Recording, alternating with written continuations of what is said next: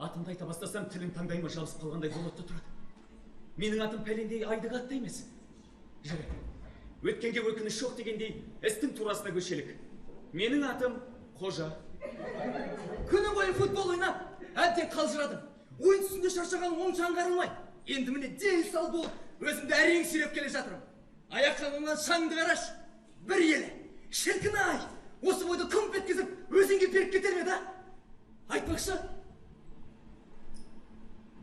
Айтпақшы бағана осы жерде қыздар шомылып жүреді. Іштерінде Жанар да бар шығар.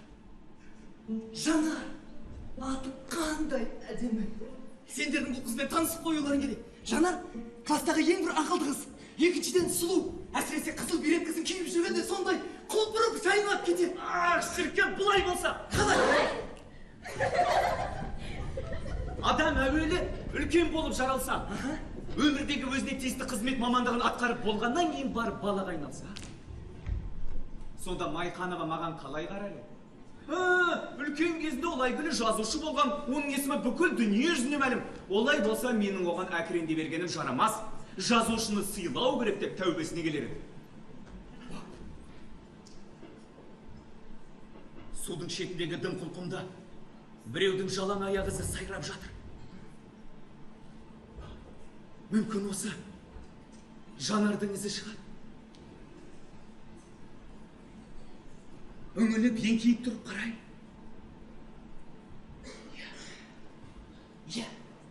Иә, Жанардың ізі.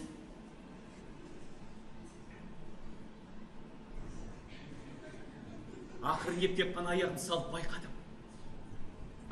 Із аздап кішілеу келеді. Иә, бұл Жанардың ізі болуға тиіс.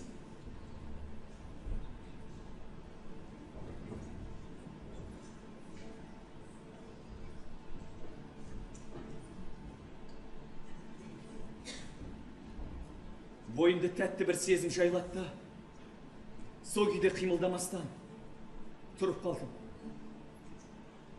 Осы өмір арнасында шалып сәби сезімменен 10 жыл мектеп партасында бірге отырдым өзіңменен.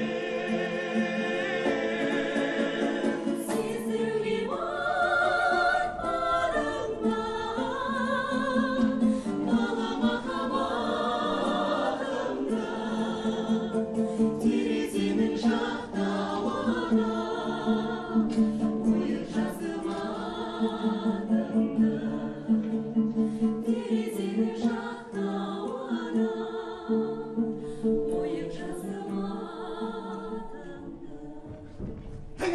түсіп алғаннан кейін аяңдап мектептің спорт алаңына қарай келе жатыр. Мектептің қасында жантас ұшыраса кетті. Қолында мөр басылған бір жазулы қағазы бар екен. Өй, қара көже. Қалың қалай қара көже? Қалайсың? Айтпақшы қара көже, сен мынаның не екенін білесің бе? Ол не? Бұл лагерге жолдама. Мына мен және ауылдағы балалар, қыздар бәріміз лагерге баратын. Ал сен анау ауылдағы иттерді тәртіпке салуға көшеде қалатын болдың. Оны саған кім берді? Кім беруші? Сүйікті мұғалімім Майқанова апайым берді. Неге? Айтпақшы, сен ол тізімде жоқсың. Сыз тастаған сені. Неге жоқ? Майқан, Өйткені білмеймін мен. Майқан бабай қайда? Білмеймін, мен қайда білем, бағым жоқ өзесің. Неге?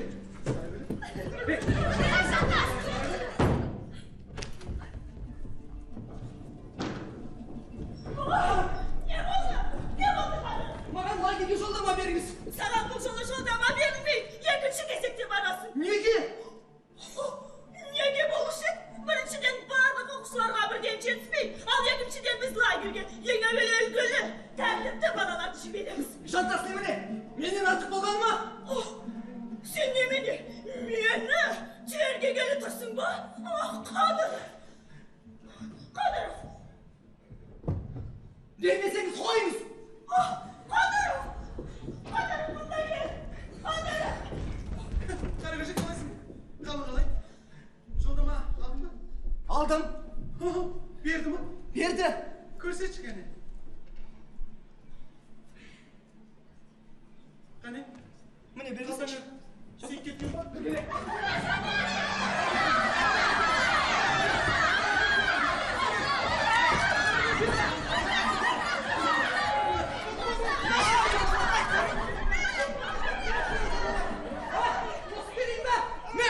Түстен кейін төсегінде демалып жат ойға қалды. Бағана Майқановаға істеген тұрпайық болды ғой. Әрине жантасқа жолдама беріп маған бермегені, оныкі де әділдігіміз заңды осы келтірді. Дегенмен Майқанова мұғалім, класс жетекшісі. Әжа, қазір оқу кезіміз қой, каникул болмайға не істей алады? 3 айға дейін кім бар, кім жоқ? Мүмкін жаңа оқу жылы кезінде біздің класс жетекшіміз басқа біреу болар. Онда мен Майқанованың шеніне де жолай қоймасын. 2 күннен кейін бір топ бала думандатып лагерге жүріп кетті. Мен ішім күйіп ауылда қалдым. Маужыраған қоңыркештің құшағында, қора аузындағы сырғауыл қашаның үстінде қонақтаған тауықтай шошайып отырмын. Ойымда жанар, түнделетіп жайлауға кетіп қалатын болсам, көпке дейін көре алмайым. Сағынамын. Мен кейде өзім осы сұрақ қоям.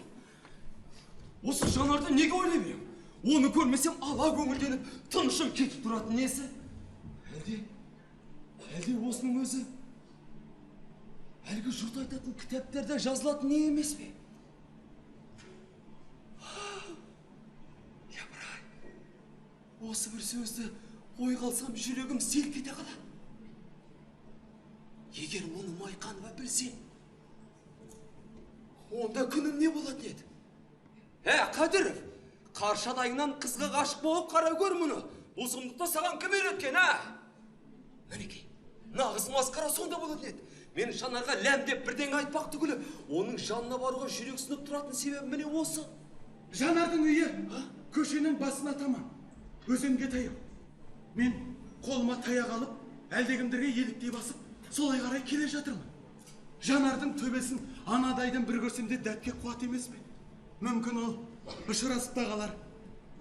Мен оған жайлауға баратынды айтам. Ол да мені біліп, сезіп, ойлап жүрсін. Осы жанар мені жай жұртты ойлаймын екен, әлде ойламаймын екен? Айтпақшы, жанардың үйінде әжесінен бетер сескенетін тағы да бір қорқынышым осы үйдің ам тұрған қабаған қара төбеті. Атты кісінің омырауына шап жетін жауыз төбет, ол бос болса үй маңынан тірі жанды қия бастырып өткізбей. Жоқ, бірлет, жоқ. Қара төбет байлаулы екен. Арғы көше жақтан келген біреуге арс-арсырып жұлқынып тұр. Мен бері қора жақтағы ағаш шарбаққа жақындай түстім де, осы кезде үйден Жанар жүгіріп шықты. Ақтыз, шортик, шондықтыз. Жанаржан, әжең үйден айналайын. Әжем бағана тауық фермадағы сүйінбай атамдікіне кетіп еді. Әлі келген жоқ. Жанардың үйде жалғыз екен білгенде қуанышым қойныма сыйма. Не де болса бірер ауыз сөйлесіп алуға бел байладым. Жанар!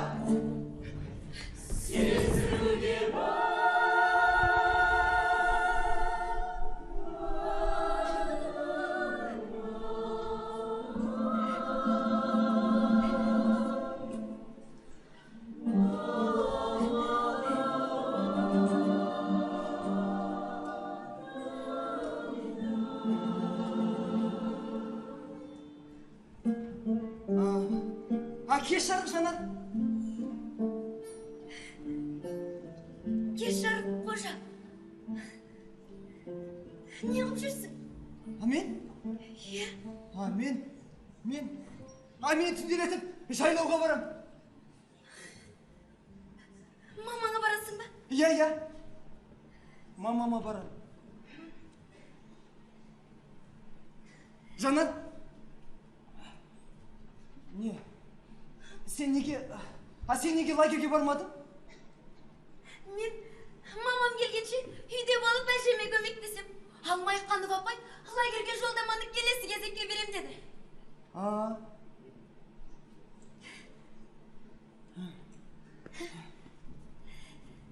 Қожа!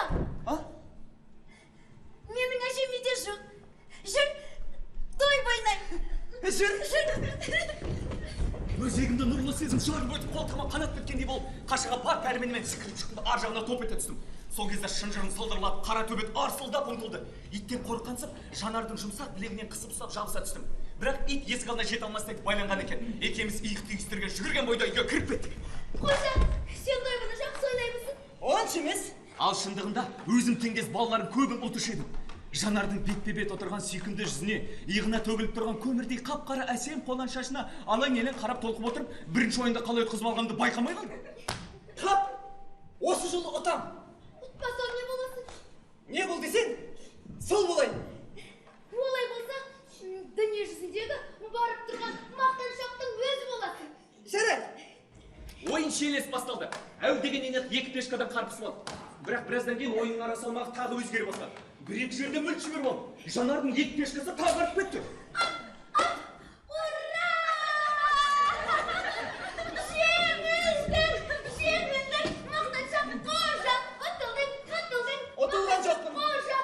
Ұтылған жоқпын. Қожа, Ұтылған жоқпын деймін. Тоқта Жанар, қалай болып кетті? Міне, бұлай, сен мен мына пешкамды жедің бе? Иә. Жедің. Онан соң мен сені бұлай жеп, биге шықтым. Одан кейін мен бұлай жедім. Мақтаншақ қожа. Ұтамын деп мақтанып едің ғой. Тоқта, менің әлде бір биім бар ғой. Оның қолына не керек? Көреміз. Сен әлі ұтқан жоқсың. Жүріскесің менікі. Ойнамай сенімен.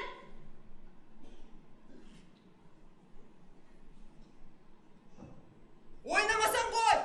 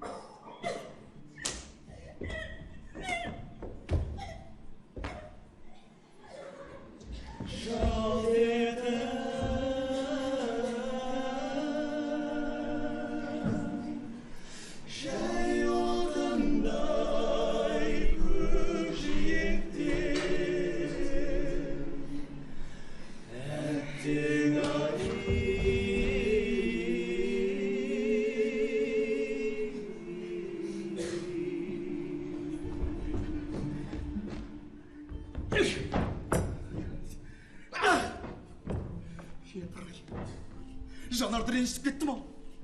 Соншалық неге кестім ма? Ұзын жолдан шығып жеңіле салсам нем кететін еді?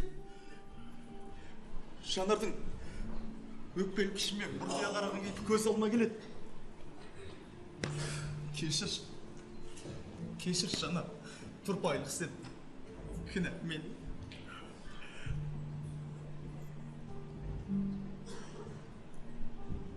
Жанар. Кешір, Жанар. Жанар. Жанар, кешір. Жанар. Кешір, Жанар. Айтпақшы. Үйге кеп бара жатқанда иттен қорқансып, Жанардың жұп-жұмсақ білегіне қысып ұстап жабыса түскенін ойлағанда, бойымды тәтті бір сезім жайлағандай болды. Сол сүйкімді білегі әлде осында тұрғандай өз алақанымды өзім құшырлана қыса. Басыма қилы-қилы ойлар сапырылысып келеді. 10-шыны бітірген соң армияға шақырылам. Ал Жанар болатын болса, институтқа оқуға түседі. Сонда бәлем, мен оған өлеңдет тұрып неше алуан ғажап хаттар жазар мынау. Сөз жоқ, Жанар да жауап жазады.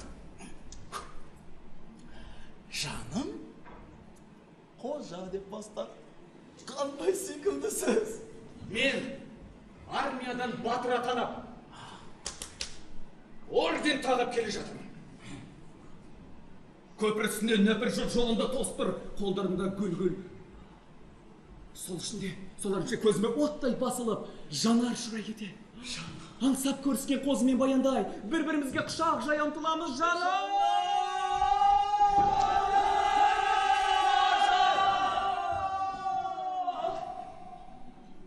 Мектеп директоры. Ахметов бастаған бір топ мұғалім қасыма келеді. Жарайсың қожа, жігіт аға екенсің. Біз сенің мұнда ер жүректігіңді білмей баяғыда бекер ұсады екенбіз ғой, дейді Ахметов. Я, талқыдан талқыға сап, күн көрсетпеуші едіңіздер. Әсіресе әлгі әнна біреу. Майқанова апайларың. Мына Майқанова апай, маған жақындап келе алмай, бір шетке ыңғайсызданып тұр. Сіз неге оқшауланып тұрсыз? Бер таман келіңіз деймін. Ол қалтырай басып жақындай түседі. Кешір қожатай, мен саған пионер лагеріне жолдама бермегенді ұмытпаған боласың. Я, ұмытқан жоқ. Кешір, айналайын қожатай, кешір. Кешірем бе, қайтем, а? Жоқ, өзгені кешірсем де, мына Майқанованы кешірмеспін. Өйткені оның қызасы әбден өтіп бітті. Ахметов оңаша шығарып аламда, Майқанованы шығарыңыз мұғалімдіктен деймін. Мінекей, сонымен бітіп жатыр. Совет одағы батырының айтқанын Ахметов орындамай көрсін. Шіркін. Ұшқыр қиял адамға не істетпейді?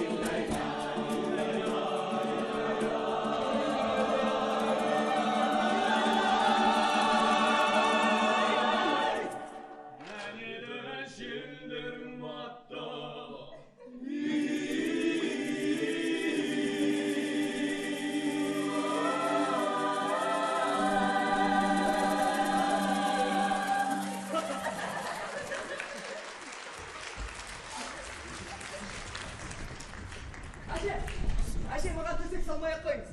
Мен бүгін сайлауға кетемін. Ойбай-ау, бүгінің қалай?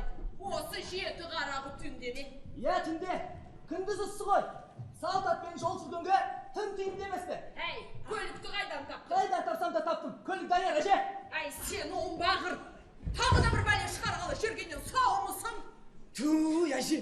Мен бәле шығарушы едім. Осы сіз айтмаған ылғи шүбәланып тұрады екенсіз. Шүбәлемай қайтейін, өзің тыныш жүрмейсің. Шүбінім. Әйтеуір ешкімге тимей ұрынбай жайнаш. Тек жүрсем, тоқ жүресің дейді атам қазақ. Саған айтар ақылым, тыныш жүр, тыныш. Біреудің алажыбын аттаушы болма, мешкей деген жақсат емес бала. Иә, әже. Әжем менің қызық адам. Тұрмыстың қарапайым қағидасына бұндай жүйріксі осы ауылда сірәді табыла қояр ма екен? Сөйте тұр бұл көп мәселе жөнінде сәбиде аңқау. Қараңғы болған соң аңқау болмай қайтшы. Мен оған қанша әуреленсем де осы күнге дейін жердің домалақ екенін түсіндіре алмай қойдым. Айтып келеді қолын бір сілтейді. Әй бар Аллах, жер домалақ емес, сен домалақсың. Басымды қатырмай бар. Кейде екенсіз Құдай жөнінде де теріс қаламыз. Құдай жоқ болса, дүниені кім жаратты? Әже, дүниені ешкім де жаратқан жоқ. Ол өзі жаралған. Сен сонда не? Қасында қарап тұрып бердің, дінсіз неме? Әже, қарап тұрғаным жоқ. Кітаптан білем, кітаптан. Ал, адамды кім жаратты? Ал атам, маймылдан жаралған. Хәй! Сандалған неме? Сандалмай бар онда ана. Армандағы маймыл әкешіне. Не дейді? Маймылдан. Әже, кітаптан оқыдым дейді. Маймылдан. Әжем екеуміздің ғылыми таласымыз әрқашан осындай алысыздықпен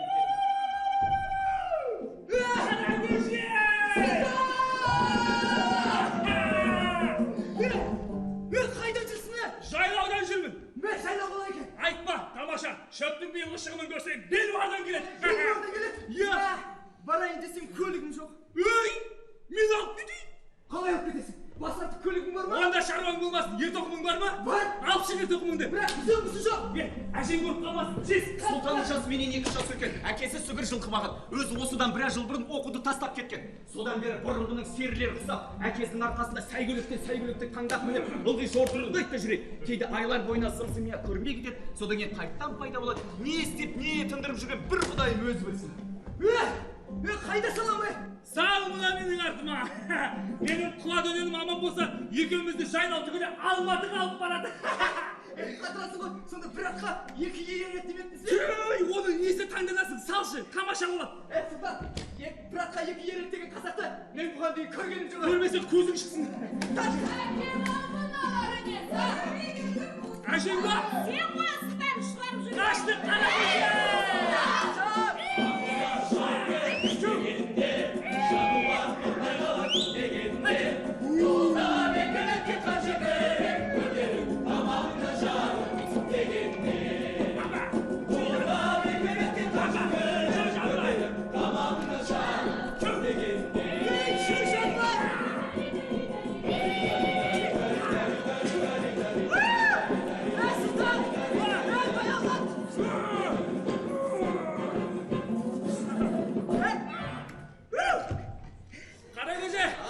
Шылым шегуге қалай қарайсың? Жоқ, тартпайын.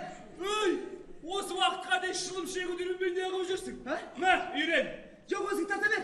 Ей, ертең мына жұрт айтатын маған неге үйретпедің деп. Мә, тарт. Ю, чөй жануар. Ақбазат шауып келіп Дегенде, жануар тоқтай қалып. дегенде. Жануар тоқтай қал. Сен не істеп отырсың? Сен не істеп отырсың? Мен солайда тарта берген тым жақсы сигаретті босқа қор етуін қарашы. Өй, сауатсыз. Енді қалай? Олай тартпай. Өй, ішке тартасың, ішке, мен. Түтінді ішке жібересің, түсіне бе? Ішке ме? Иә. Айтпайсың ба? Иә.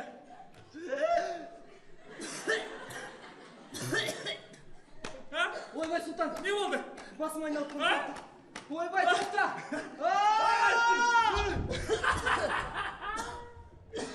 Ой, қайран қара көшем, ай. Ажалыңнан 3 күн бұрын үйретіп болды гау. Енді Билат апайға не бетімді айтам. Тым қойса жайлауға да. Ей, қара көшем, тұр. Қымызды ішеміз, тұр. Тұр, қымызды ішеміз. Ай, бұл күннің не? Жұмағың не? Жұмағың Жұмағұл, қойға қатты. Қой бағана. Үйде кім бар? Ешкім жоқ. Мамаң қайда? Маман көш алып үйіне кеткен. Қымыз бар ма үйде? Қымыз жоқ. Ана кісілер келіп шықпекті бәрі. Не өтірік айтасың, Ана жүктің астында тұрған бір мес қымызды қайда қоясың? Оған саған кім айтты? Өй! Жаңа қой бағып жүрген сенің әкең, менің досым Жұмағұл айтты. Иә, жүктің астында бір мес қымызды, соны төкпей шашпай құйып ішіндерін. Айтшы. Айтты ғой. айтты. Атың кімсің? Дәулет. Дәулет! Айтты, иә, Дәулет деген балам бар. Сенің атыңды неге Дәулет деп қойған білесің бе? Қарап жай. Сенің атыңды Дәулет деп, дастарханы бай, алақаны кең, жайыла берсін деп қоя берген осы атын Дәулет деп. Оны кілті мен де ашып мен. Кілті? Ашып жібер. Ашып жібер. Біз қымызды ішейік, әрі қарай жол жүрейік. Ой, апам ұрсат, оны ауылға, ақшаға беріп жібереміз деген. Нені? Мына қымызды. Ой, жаңа әкең айтты ғой деп қойып ағып жүрген. Құйып ішіңдерді бір-бір кесетін, айтшы. Әкем самай, апам сауады ғой, апам ұрсат. Сатамыз деді ғой, ақшасы керек. Шықта енді жол жүрейік та біз. Жоқ, апам ұрсат. Ұрыспай! Біз саған ақша төлейміз. Иә, төлейміз. Ой, міне, үлкен ақша. Мамам кел қасақ етем. Ой, мамаң келмейді, қай жақтан келешеді? Сен барып қарап тұр, мамасы. Тоқта, сен танымайсың. Сен барып қарап тұр, біз құйып жіберейік. Аш. Қымыз ішетін болдық. Балдар, тамақ ішесіңдер ма? Ішеміз. Оған да ақша төлейсіңдер ғой? Төлейміз. Кешеден қалған қуырдақтар жейсіңдер ма? Әкел. Не бар әкеле? Саған белдік жоқ па делік? Жоқ, керегі жоқ. Өзің қайтесің? Ана көше! Кеттік ай! Ана көше!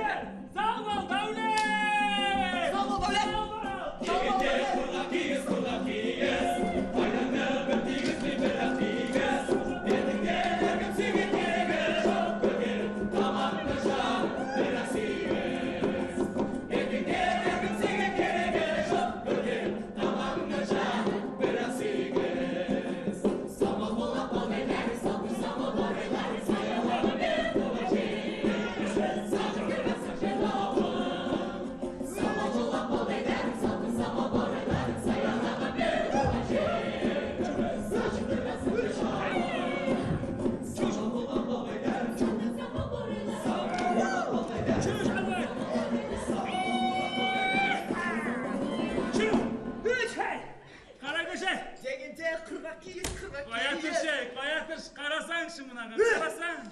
Бұны қайдан алдың? Тамаша малағай болмай ма, Әдем екен, бұны қайдан алдың дейін? Сұлтакам 10 пұн ұзатпен әуестенбейді, жаңағы біліп қой.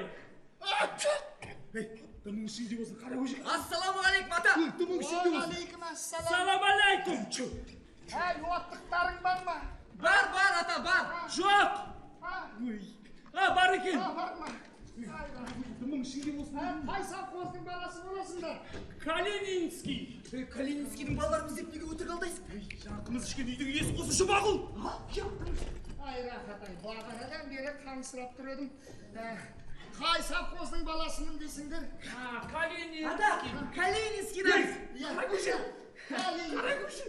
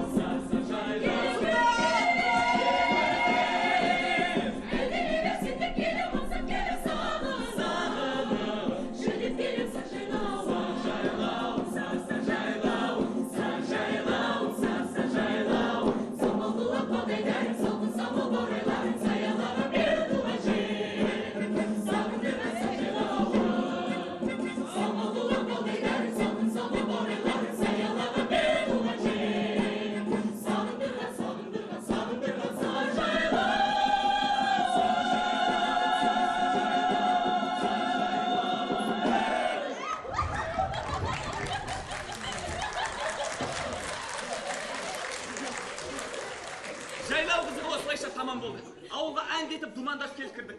Колхоз кеңсесінің алдында ішінде артель председатель бар, бірнеше адам бізге қарап әңгімелесіп тұр екен. Машина солардың қасына келіп тоқтады. Сабырбай председатель қолын шаттана көтеріп бізді қарсы алды. Ой! Амансыңдар ма, еңбеккерлерім? Кәдер жиналыңдар, сендердің суреттеріңді газетке сұратып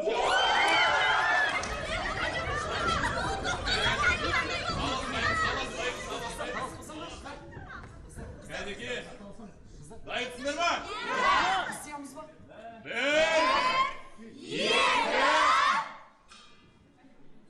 Машинадан түспей, балалар суретке түскен жатса, аяймыз ба тұмсықты? Мен күзіктің орта шеңдерім. Кемелеп, алға қарай шықтым да, тұра қалдым қасқайып. Бейтаныс жігіт бір емес, чырт-чырт еткізіп, суретке түсіріп алды.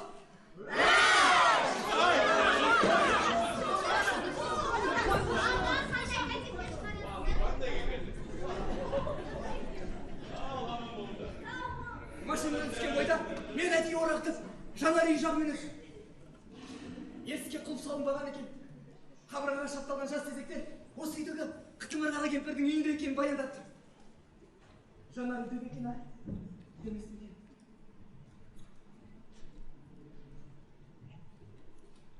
Не істеп тұрсың, қара көже?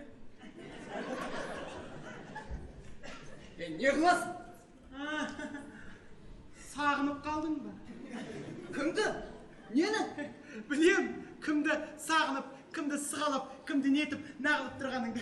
Білген қалдайсың.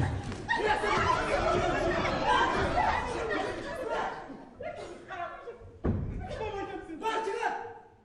Ох! Бұл сөзді мен қалай батыл айты салдым десекші? Қай мағынада айтқаныңды өзімді білмеймін. Жүрегім сылт ете қалды. Мейлі! Жан тасқуға сол керек.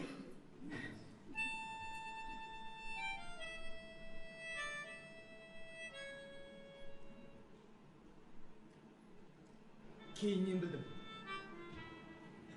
Жанар ауылда жоқ екен. Лагерге кетіпті.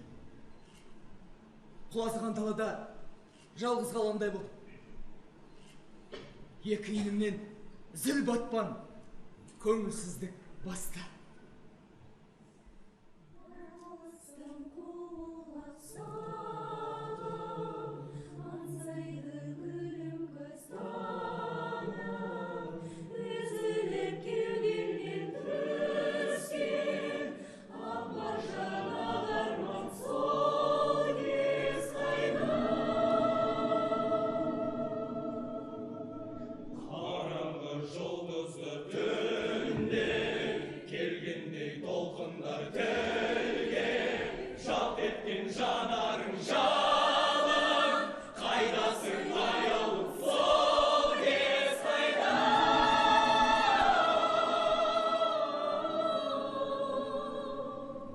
Төрейге кіріп столыма жайғасып отырдым да, Жанарға хат жаздым.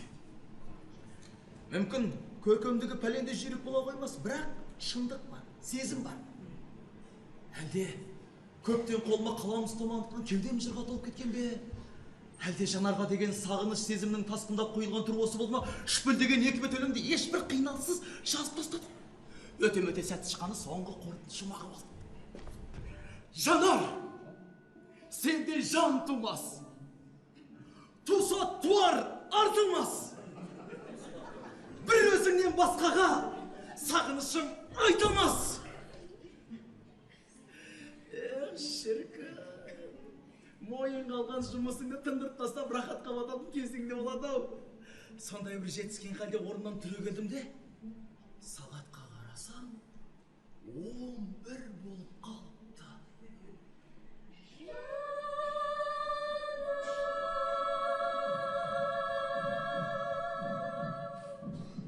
Жанар! Жанар! Сені қатты сағындым!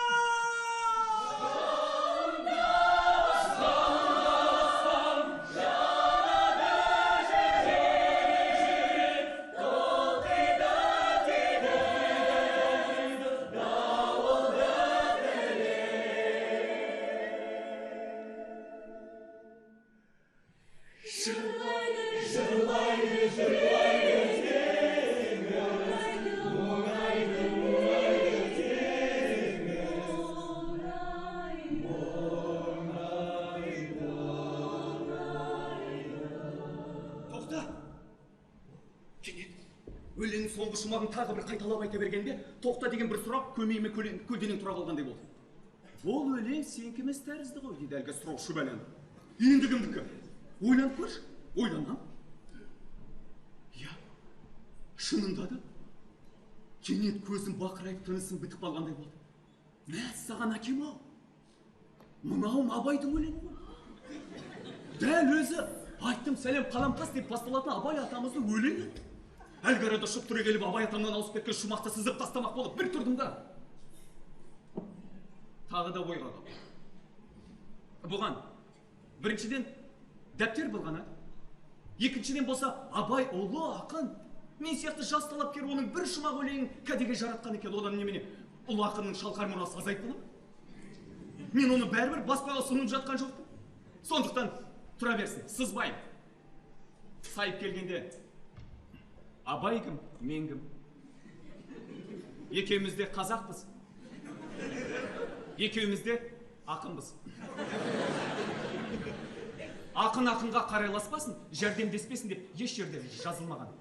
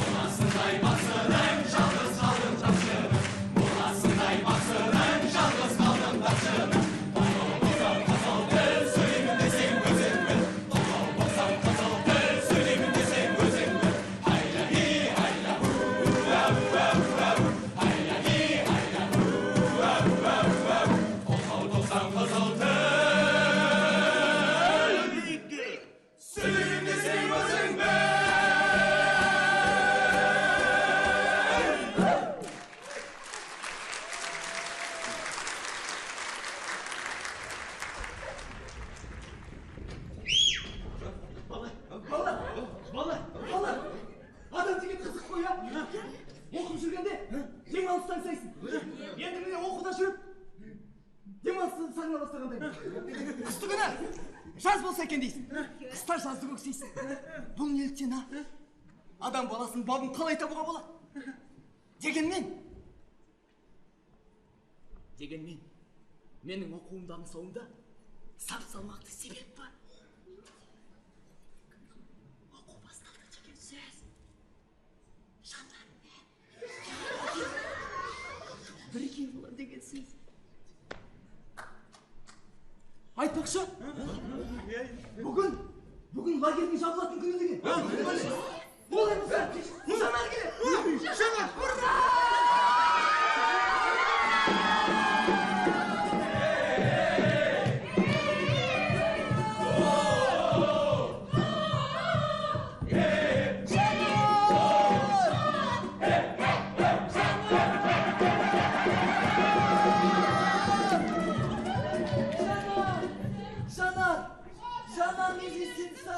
Жанар, сен қайда болдың, Жанар? Мен лагерде болдым. Құлыным. Жанар. Қожа. Ойбай. Жанар. Ah, Жанар. Қожа. Жанар. Ойбай. Жанар.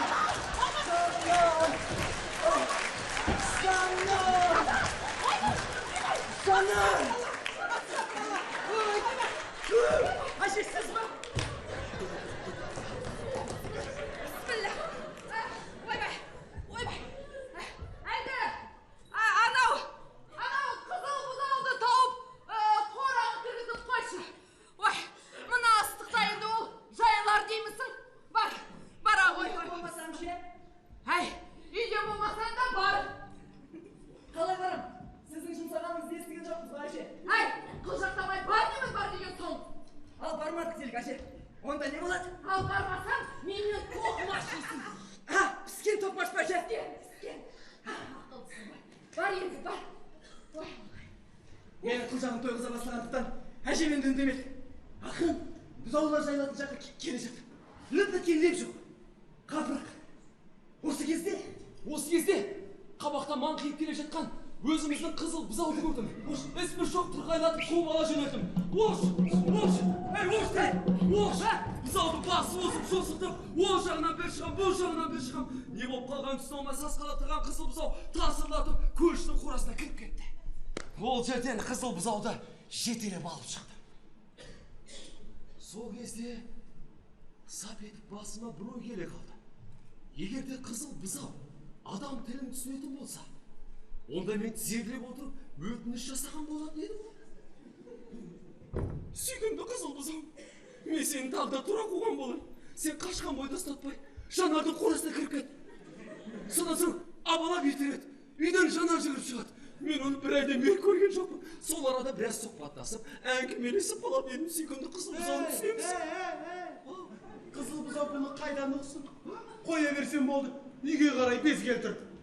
Жоқ, сен әуелі маған қызмет істе. Мен бұзаудың ноқтасынан жетелеп, Жанар үйінің алдына алып келдім. Ешкім қарап тұрған жоқ па деп, жан-жағыма көз саламын, тым-тырыс. Сосын бөтен аулаға айдасам, жолағысы келмейді. Содан жерден жіңішке шыбықты ауыл алдында сауырға аямастан. Осы жібердім. Шіркінге жан керек екен. Төргі бұрышқа бірақ барып жетті. Анау іліп тұрған ілегенді құлатып, ит табалатып, ауғанын әлек-шәлегін шығарды. Сол кезде ойлағаным болып, үйден Жанар жүгіріп шықты. Адам осындай кезде сасқанда не айтарын білмей қалады екен ғой. Жанар! Ана бұзауды бері қарай қуып жіберші деппін. Бұдан басқа ештеңе айта алмадым. Иттен үркіп шыққан бұзаудың соңынан қуып кете бардым.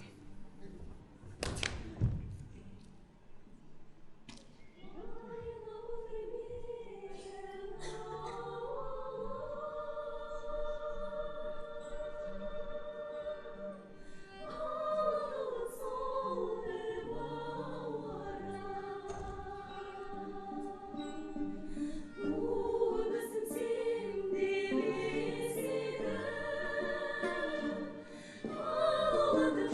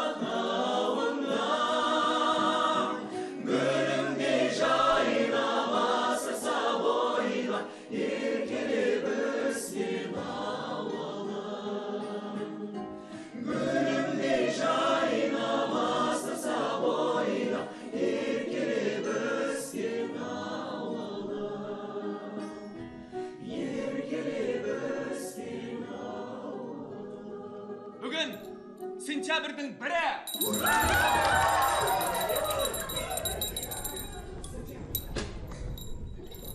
Мектептегі формамды қаратасқандай қатып киініп келе жатырмын.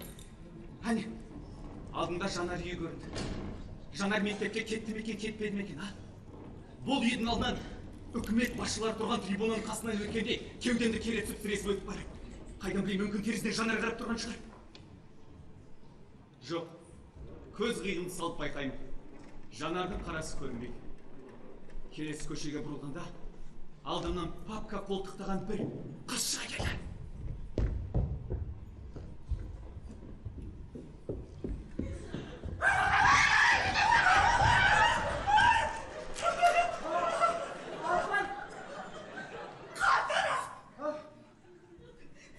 Сен жазда қайда болдың? Мен жайлауда болдым.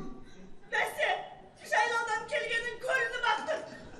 Анау, күнге жақсы күйіпсің. Нағыз қара көше енді болыпсың. Апай.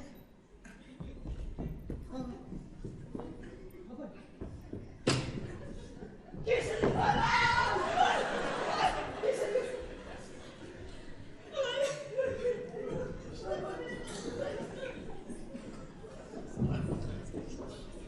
Мәссаған. Майқанова ештеңе сезбейтін тәрізді. Мен Майқановамен келе жатып,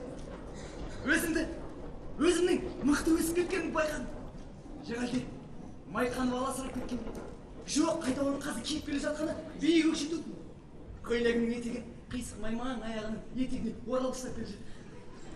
Жарайды, мен классқа кеттім. Мынау біздің класс. Әлі ешкімнің келе қоймаған түрі бар. Орынды қай жерден алсам екен деп біраз ойланып тұрдым. Менің ендігі күткенім Жантас.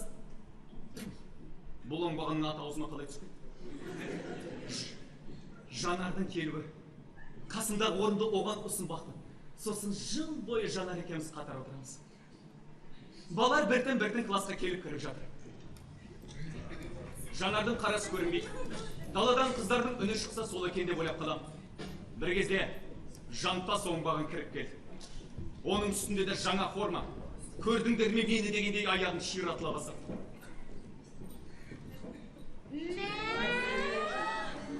Судай жаңа киімің бар? Аяқ киімің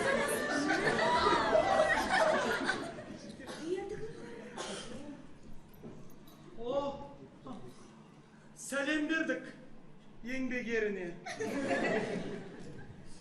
Жаның бос па, қара көже? Саған сақтап отырым, Жантас. Ойбай, не деген кең пейілді, кең жүректі азамат десеңші. Рахмет, қара көже. Бос емес. Кім отырады бұл жерге? Түсінесіңдер, қазақша айтқанды бос емес. Бұл жерге жыдан келетін қыз отырады. Бұл орны Жанарға сақтап отыр ғой.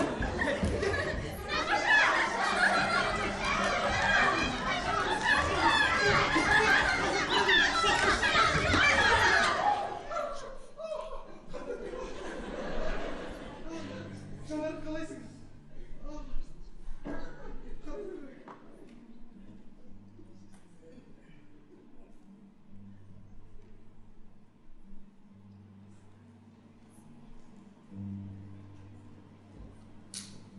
Осы кезде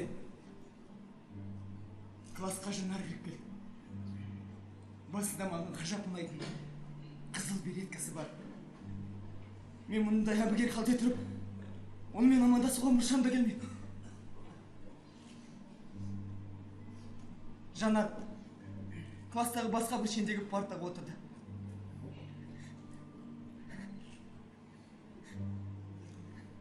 Ол маған Жантастың кесірінен жоспар күл барса болды.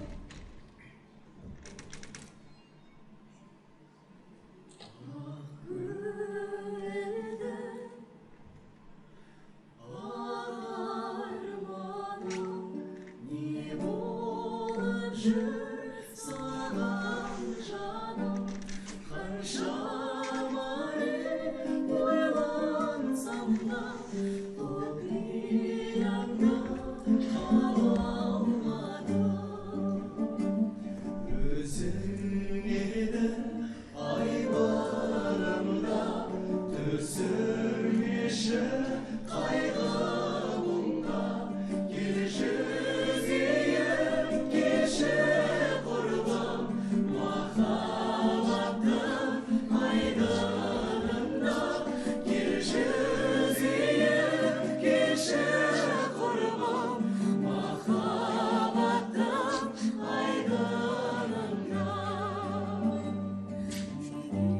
жаным үндемейсің?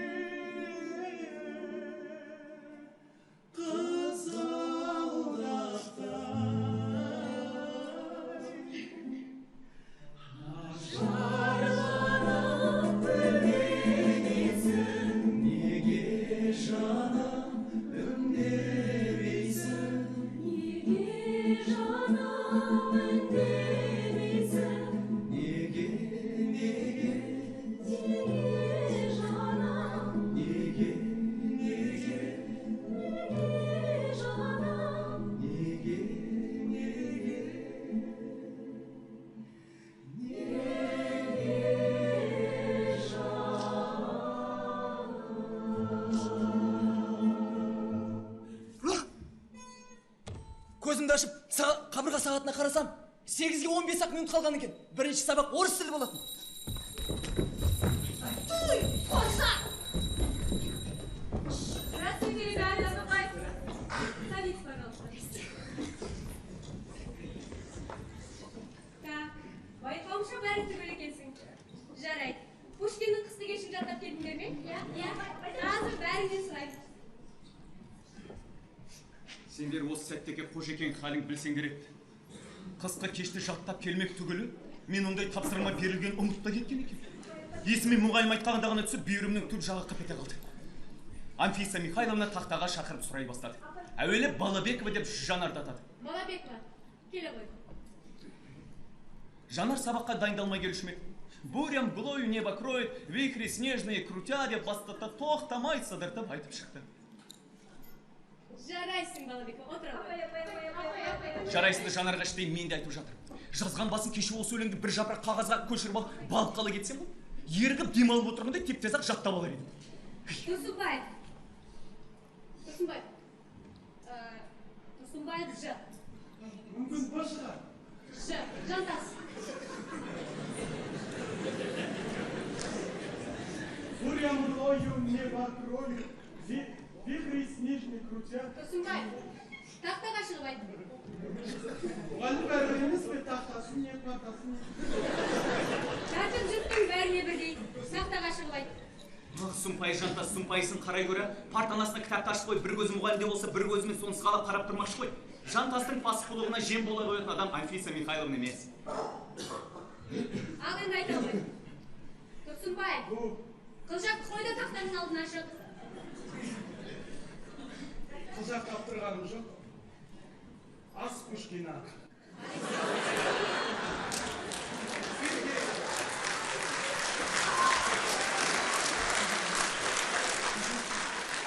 Бурям глою. Сен де менше. Иә. Дұрыс айтасыз.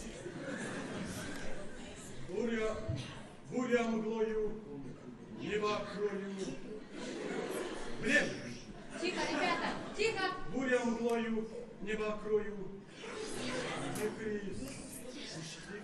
Вихри снежный, бурям глою, небо крою, вихри снежный крутя. Дальше. Бурям глою, небо крою, вихри снежный крутя. Тұрсынбаев, неге жаттамай келдің? Мұғалім, білесіз, мақтадан келдік түнімен. Қолым ауырып жаттай алмадым. Тұрсынбаев, бұл сенің ақ сылтауың бітпейді екен. Енді елдің қамы, жұрттың қамы, білесіз, ылғида мені бастап алып барады. Мүмкін, орнына барып айтарсың.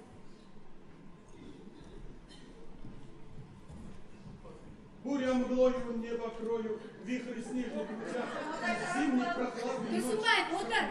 Екі. Білсең білем, білмесең білмем деп шыныңды айт. Мұғалім, айтам. Отыр. Айтам, мұғалім. Екі. Жоқ, айтам. Бурям глою. Екі. Айтам, мұғалім. Үш.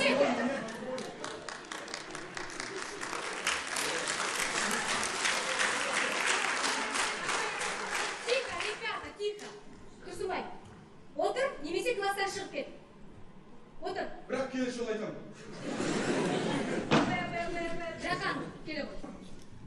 Тағы бір қатерден жаным қалғандай үх деп демім шығарым. Менің ендігі бар үміт артқаным қоңырау үні болды. Шіркін ай, сол сыңғырлап қоя берсе ғой. Келесі жолы қысқы кешті қатырып жаттап келіп бірінші болып айтар едім. Япырай, 45 минут уақыт ендігі өтсе керек еді ғой. Жақанов та тоқтамай зулатып айтып шықты. Жарайсың. Бұның барлығы немене, бүгін тез айтқыш болып кеткен. Мұғалім келіп оған баға қойып жатыр. Жаным қыпылдап тырнағымның ұшына келді. Енді кімді шақырады екен, а? Так, Қадыров. Қадыров бар ма? Міне.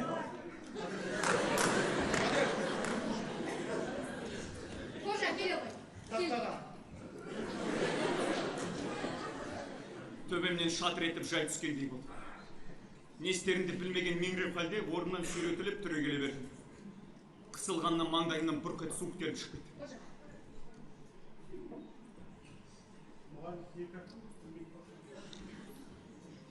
Бірақ білесіздер ме? Адам өмірінде тілін сипаттап айтуға жетпейтін неше алуан бақытты минуттар бола береді ғой. Дәл соның бірін мен осы сәтте бастан кештім. Айта ғой, Қожа.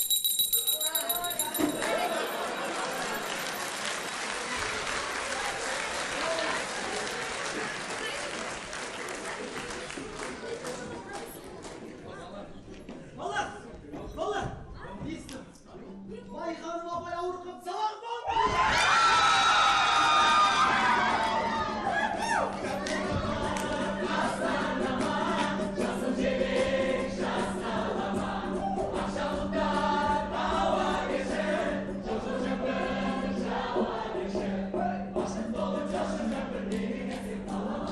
Мұғалім ауырып сабаққа келмей қалса балаларда одан үлкен қуаныш бар ма?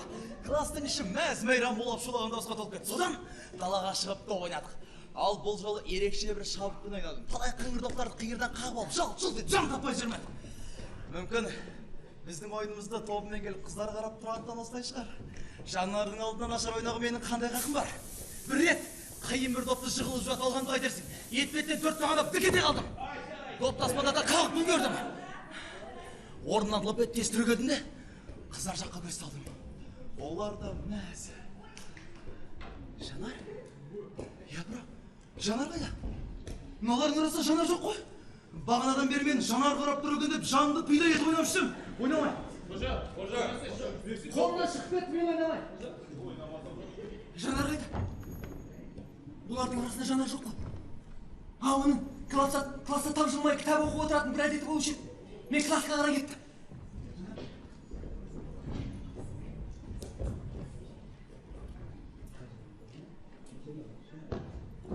Классқа келдім де тұрып қалдым. Көргеннен де мені көрмегенім артық еді. Класста Жанар мен Жантас қана отыр. Басқа ешкім жоқ. Бір партаның үстінде бастары бір-біріне тақала түсіп, әлдеқандай бір суретті журнал оқып отыр.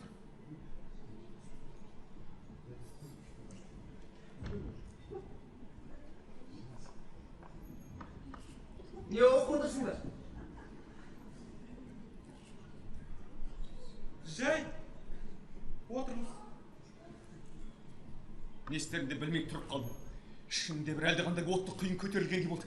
Мен Жанармен бірде-бір бұлай отырып көрген жоқпын. Неткен ақымақпын десеңші. Сабақ болмай қалғанда үстіп бір қызық журнал тауып әкеліп Жанарға оқып беру, бұған дейін менің басыма неге келмеді екен? Еш Жантасты құлым. Жантас! Жүр сыртқа шығып, волейбол ойнайық. Жоқ, кеше мен қолымды ауыртып алып едім. Ауырса қайтайын, жүр. Жүр деймін. Жүр деймін саған, Жантас! Қожа! Бөгет жасамаш. Иә, бөгет жасамаш. Мә, саған керек болса. Мен Жанардың аузынан осындай сөз естейім деп ойлап пе? Төбемнен ыстық су құйып жібергендей жидіп түстім. Өз орныма бардым. Портфелімді алмақтар бастадым. Не іздегенді өзім де білмеймін. Жүрегім дүрс-дүрс етіп қабына соғады. Несізбін, ештеңе ойлап табуды білмеймін. Қашанда біреулердің ізіне қызғанып қызығып тұрады. Менің де басым жұмыс істейтін заман болар ма екен? Болмас па екен?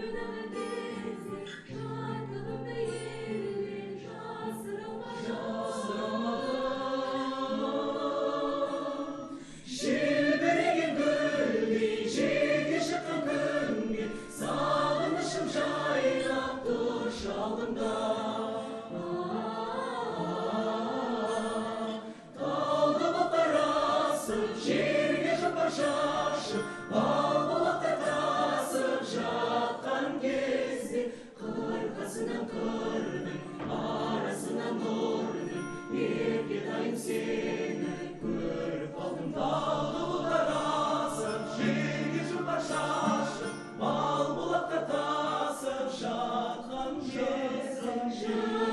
кезде,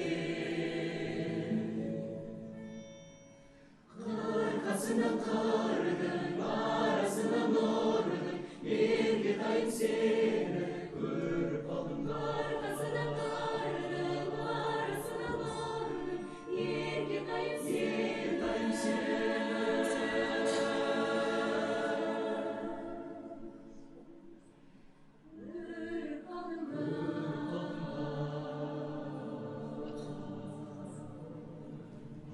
Есік алдына босаған тірей тоқтаған үш дөңгелекті мотоциклді көрдім.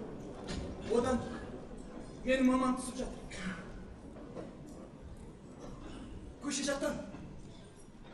Көше жақтан қолына ошақ ұстаған әжем келе жатыр.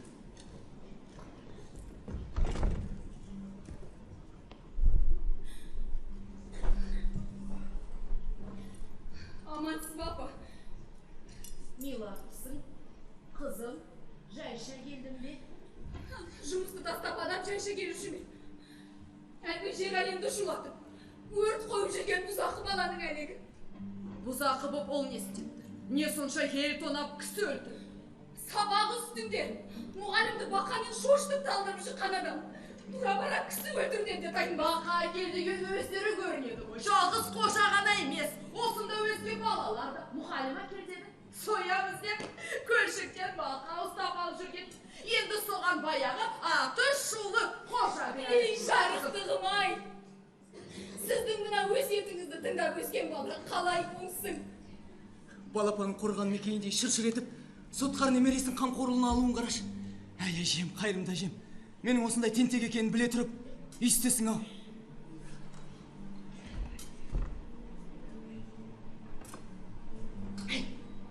Сен қайда қамшысың? Шешен байғұс келді әне. Байқа саған ашулы.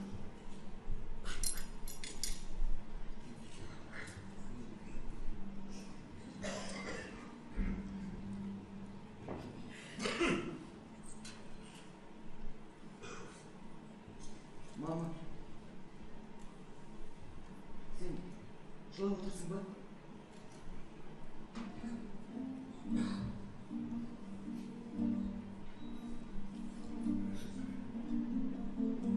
Иә.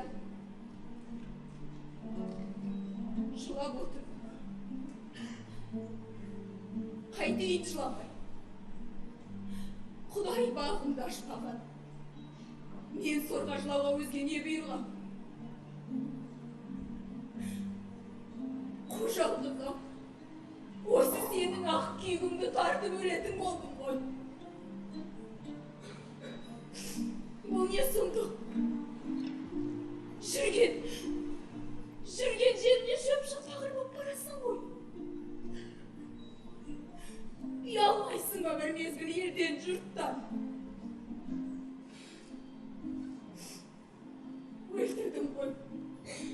Өлтірдің ғой мына сорларыңды. Неге тыныш жүрмейсің? Осы саған не жетпей? Мам, қойшы, мам, қойшы, мам. Жолама. Қойшы, мам. Жолама. Мама деуші болма мен. Жолама. Құдайдың сендей бала беріп, азап қасап қойғаныңда қубас тастаған артық еді ғой. Ең соңғы рет кешірші, мам. Ат етейін. Мама, енді тәртіп бұзбаймын, мам, ат етейін.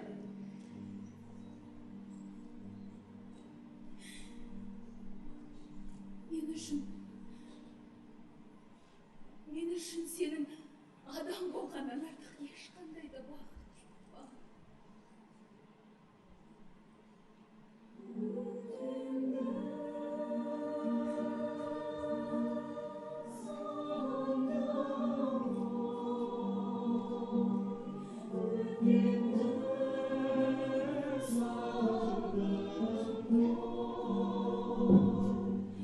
Өзі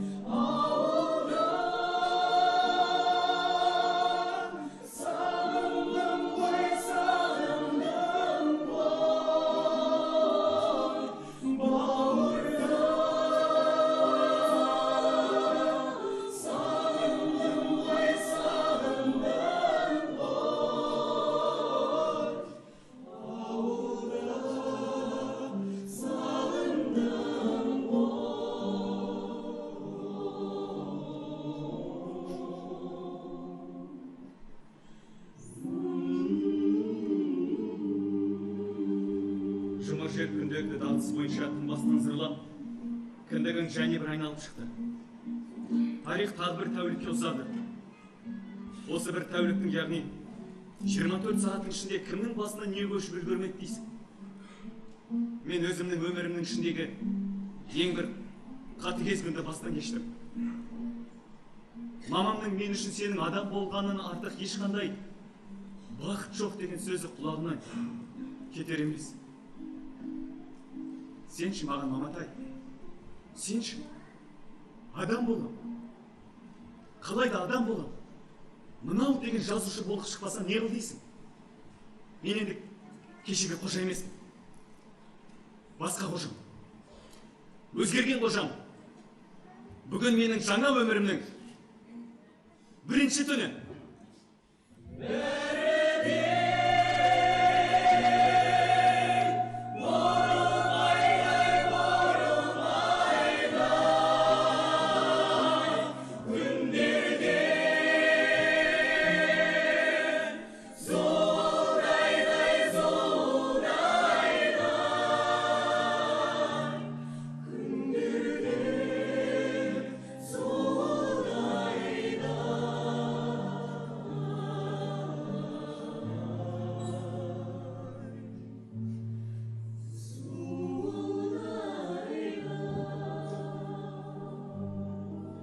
Мамам жайлауға жүріп кетті. Мен мектепке педсоветке келдім. Я Қадыров, біз сені мұнда не үшін шақыртып отырмыз? Білесің бе?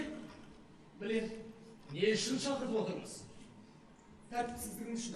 Ал, мына жолдастарыңа не айтасыңдар? Кім сөйлегісі келеді? Мен сөйлеймін. Қане? Қадыровты оқудан шығару керек. Ол уәдесін орындамайды. Талай рет уәде берген. Ана жолда уәде берді. Кеше де уәде берді. Бүгін де уәде берген. Ешқайсысын орындамайды. Сосын ана жолы Майқанова апайды қорқытып өлтіріп қоя жаздады. Масқара емес.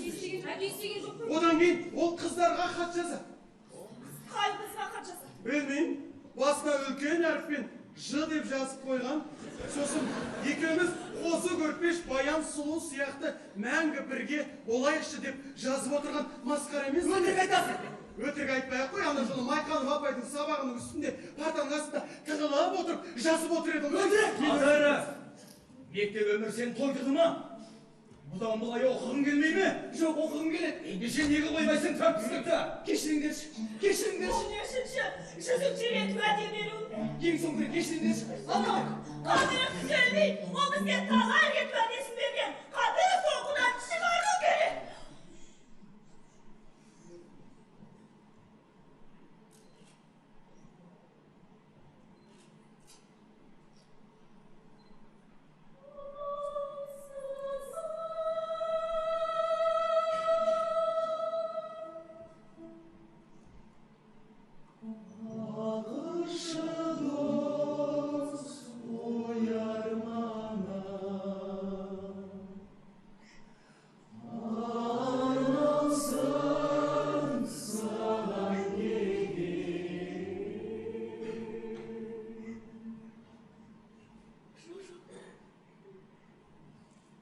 Қадыров түбінде адам болатын бала.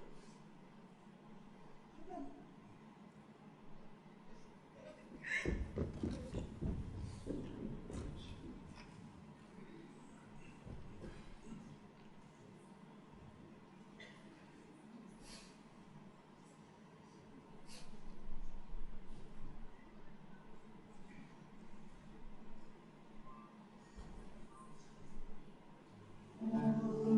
Şahtırda bazı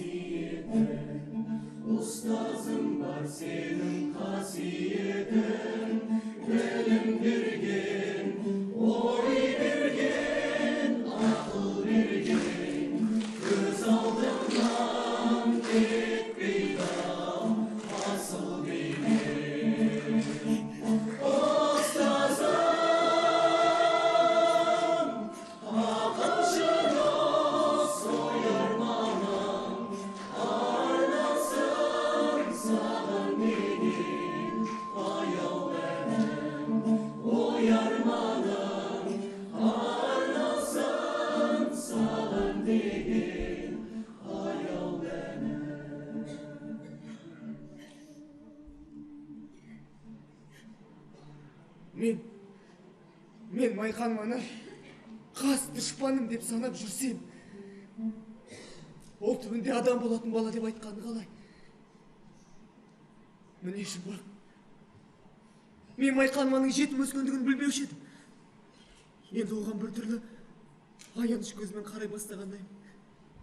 Бәсе қыста бүрсеңдеп жұқа пальтомен шықты. Қайтсын енді, оқу бітіргеніне 1 жыл ғана болды. Ай қожа, ақымақсың, шикісің әлі. Қарпызыңның ішінде судан басқа дәнеңе жоқ.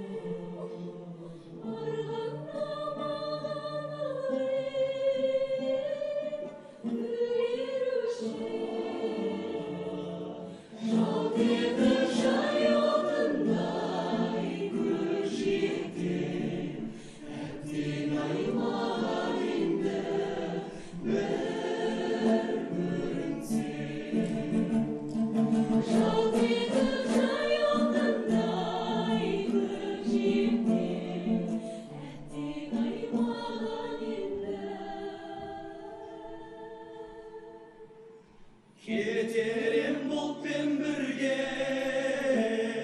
араласа, көререм найзағаймен жағаласа,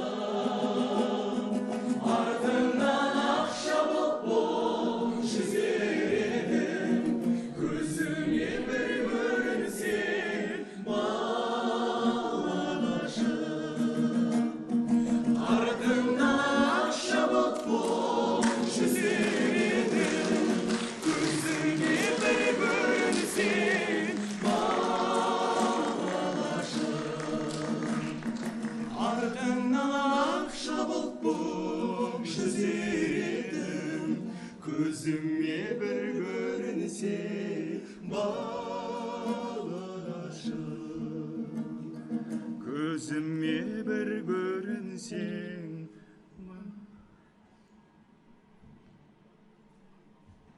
Нұрила кемпірдің үйінің алдында қарағаншық сүйек кеміріп жатыр екен. Оған байқатпай жерден жұдырықтай тасты іліп алдым. Қасынан өте беріп дәл бүйірінен жіберіп қалмақшымын. Кенет сап етіп бір ой келді басыма. Япыр-ау, бұл ит маған не істеді? Мен оғы неге ұрам, сосын үйдің есі шықпай ма жүгіріп қарап тіл демей ме мені? Тәртіпсіздік деген міне осындайдан туады екен ғой. Қолымдағы тасты былай лақтырып тастап, өзімді өзім іштей сөгмей жөніме кете бардым. Келесі көшеге бұрылғанда алдымнан жанар кетіп бар жатқан байқадым. Қоңыр көйлектің етегі дөңгелене төгіліп шағын бойына жарас барады. Басында мен ұнататын қызыл береткі. Қолтығынан қанат біткендей болып жеделдей басып жанарды лезде қуып жеттім. Жанар! Жанар! Қожа!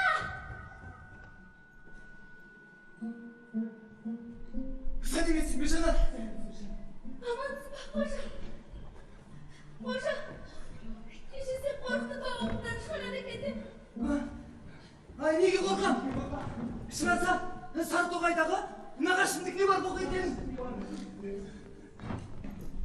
Жанар! Сен кешегі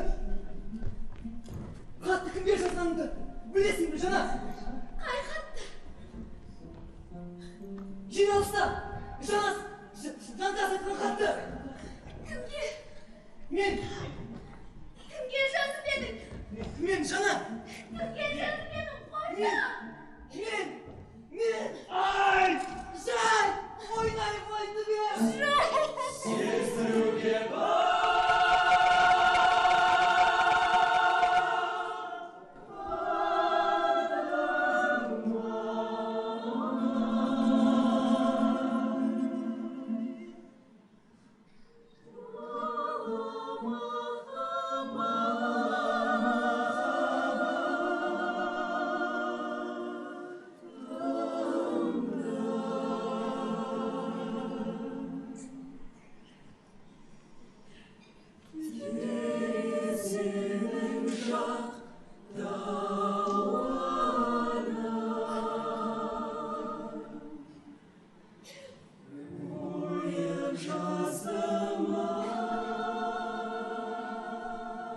Шіркін,